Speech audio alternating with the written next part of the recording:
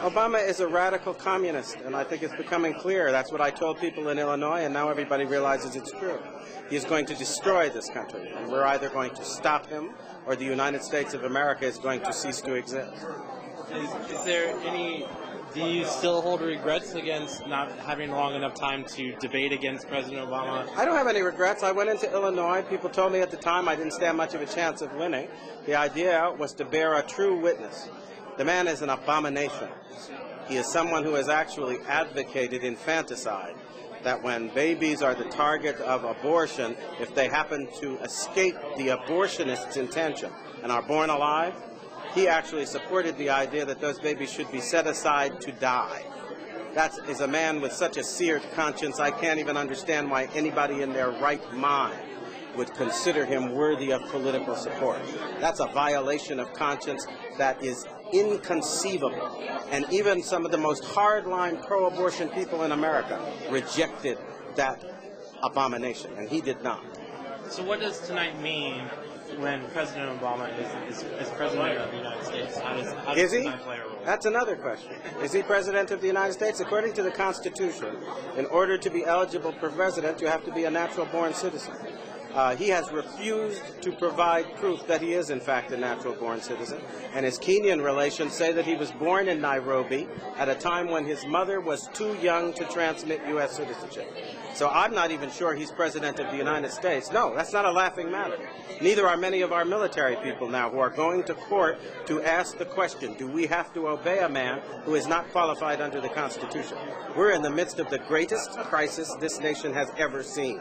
And if we don't stop laughing about it and deal with it, we're going to find ourselves in the midst of chaos, confusion, and civil war. It's time we started acting like grown-ups. How could the policy that President Obama makes in the next couple of years affect activities like tonight? Sorry, the person you call President Obama, and I frankly refuse to call him that. Right. At the moment, he is somebody who is kind of an alleged usurper, who is alleged to be someone who is occupying that office without constitutional warrant to do so.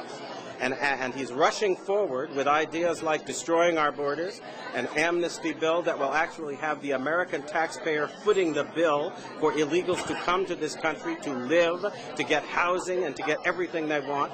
He is also somebody who has just announced a program that would essentially destroy the validity of existing mortgages and encourage everybody in the country to stop paying their mortgage because the government is going to pay it instead. This is insanity. It's as if we have put insane children and adolescents in charge of our government. And I think we need to ask simple questions.